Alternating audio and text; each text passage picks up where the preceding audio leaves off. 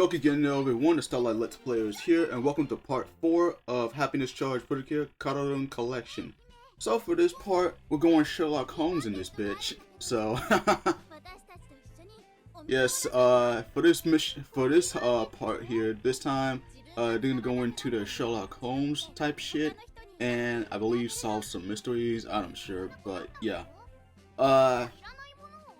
So yeah, which pretty much makes sense considering that you know, they did the episode 2. They had an episode, like I would say, episodes 2 and 20. Did utilize the pre-cards, which was the detective pre-cards. Or for episode 2, Megami had to use them in order to find and look for Hime, and I believe she also used them. I don't know. I think. And I think Yuko also used them as well in order to find Hime as well, which was back in episode 20. So yeah, correct me if I'm wrong, because it has been months since I've seen. It has been months since I've seen that episode.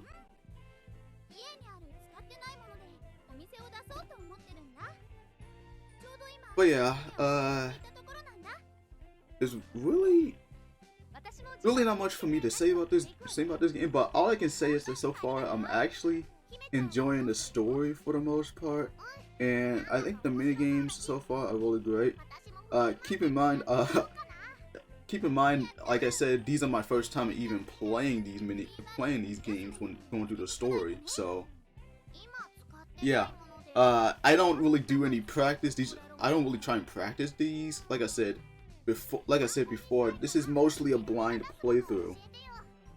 I say mostly because I did play the first storyboard before I actually before starting this let's play. I did play the first storyboard back when I got this game for Citra, and that was pretty much it. After I did that, I did play some of the other things in Happiness Charge, and there are a bunch of extra stuff to go through.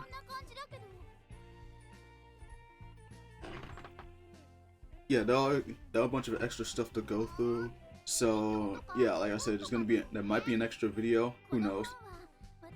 I'm gonna try and do my best to cover everything in this game. And yeah, that was like the whole minigame, the flower minigame, and that first story part. Yeah, that was the only one I played.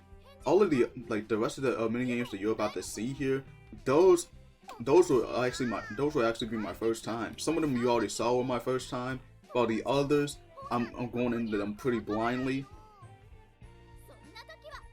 And so yeah, and I try my best not to just go through the tutorial for these things, because I want to challenge myself to see if I can go through these without having to use the tutorial.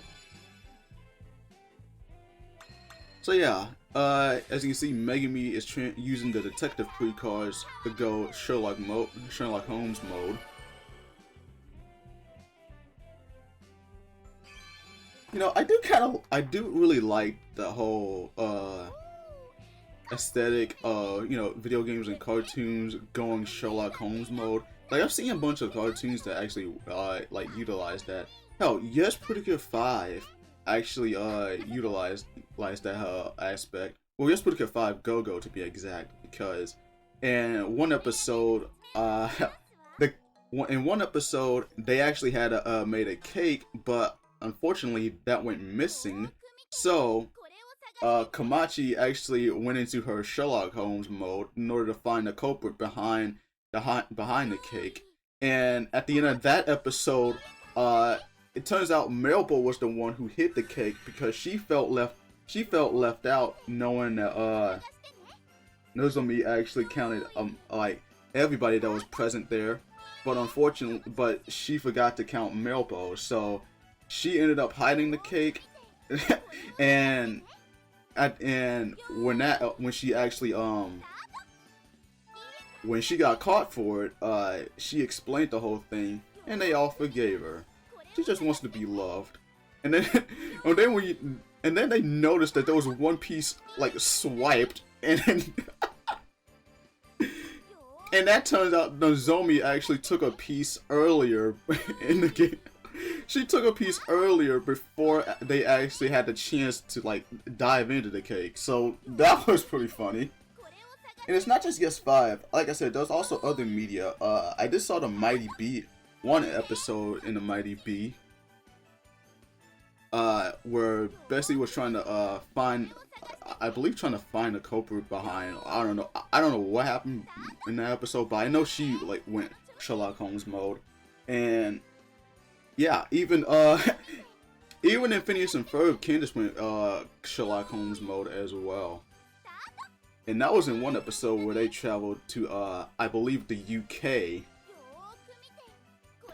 which was Ferb and his dad's homeland. Oh yeah, but yeah, going back into this game, and in this mini game, you're basically trying to find. You see the image on the top of your screen, and you gotta find that exact object that is shown on the top screen. So for example, like they wanted me to look for an apple, and I managed to find that red apple. So yeah, you gotta find one that is different from the bunch. You gotta find that specific item that is different from the bunch and that they want you to look for. A pretty simple mini game. Nothing special. I will say at least it's not really the at least it's not the quiz mini games, unlike what Splash Star did. I'm telling you, I can't read Japanese in this game, so of course I was gonna have a hard time with that. Literally anybody who can't read Japanese in these Japanese only video games are gonna have a hard time understanding what to do. Like me personally, like I can pretty much understand what I need to do in these games here. Like it's just like the whole quiz games. That one I can't really go by. But going back on the whole Sherlock Holmes thing, yeah. Besides the Mighty B, there was also and the Phineas and Ferb. I did saw there are some other. I think there are some other shows that implemented that whole Sherlock Holmes aspect. Even SpongeBob did one time, where the I believe the Krabby Patty secret formula that went missing. So in that episode, SpongeBob and Patrick had to find the culprit behind that. And the craziest thing is they ended up suspecting their own friends. So they suspected Sandy first, then they I wouldn't say first, but like they suspected Squidward, they suspected Sandy, they suspected Gary, they suspected a bunch of people. Mainly the close friends. And the craziest well, also the craziest part was that Krabs actually suspected SpongeBob to stole the formula, without even letting SpongeBob actually like give himself a chance to defend himself. But the cops came in, and the stupidest part was that Krabs pretty much pulled out the formula out of his pocket, pretty much exposing himself. How the fuck can that's the stupidest part. How the fuck are you gonna, how are you gonna suspect your own employee to steal something that you pretty much had yourself this whole time? That's just ridiculous. These cartoons and these whack ass implements on trying these whack ass ways on trying to implement the Sherlock Holmes mode. But anyways, we got yet another Psylocke battle, and for some reason this time we're playing as Kill Lovely. I was hoping to play as Kill Fortune for this one, thank you, because we did play as Kill Lovely in the first game, and we're in the first storyboard. I'm not really against playing as Lovely again, but come on. Where's the love for Cure Fortune? Oh well. I'm hoping that she appears in in the fifth or sixth storyboard. I'm hopefully the fifth, honestly.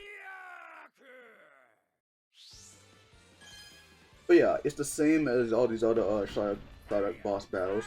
Oh, this time in this one, the Sharks actually go up against. The Shark actually sends the Chorks against Lovely. And she just one punch them. She's on her Saitama type shit.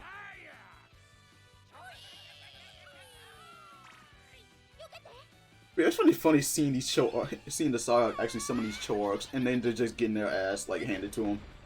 Like in that one episode where Lovely just grabbed like 2 Chorks and started beating the ever-living shit out of the Shark, which was I still found pretty funny. And I gotta ask, what kind of Shark is this? Because this is the exact same one as from the previous games, from the previous parts. This is like the exact same. This is like the one Shark. There's not really many or like a whole bunch of Sharks. No, it's just that one Shark that appears for every like part. And I'm wondering what kind of Shark is that? You know, I kind of wish this game actually had a bit of cheat codes there, you know, for me to utilize. That way I can actually get some secret bosses, like they did with Fresh Pedicure, where you had to use the cards, use the cards in like Setsuna's fortune telling game, and you have to push out the right exact code in order to like get the actual fight against Toy Majin. So that was a little bonus there.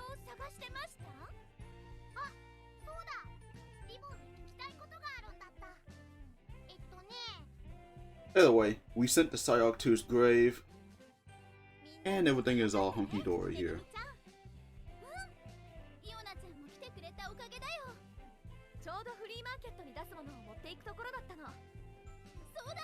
So, I guess all I can say is, I want to know, what episode, what show did you think that, implemented the whole Sherlock Holmes thing?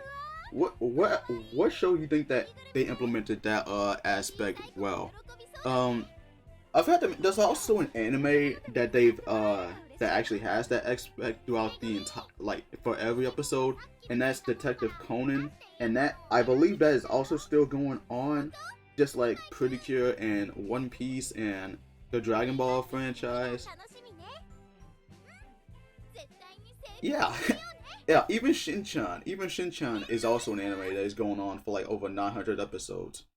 Pretty Cure is just getting closer to its 900th episode. I'm pretty sure it is. Either way, and we just unlocked the detective outfit, which is the detective pre-cards. So yeah, that about does it. Hope you enjoyed. Stick around for part 5. But until then, this is the Starlight Let's Player signing out. As always, go Genyo and have a Startastic day, everyone.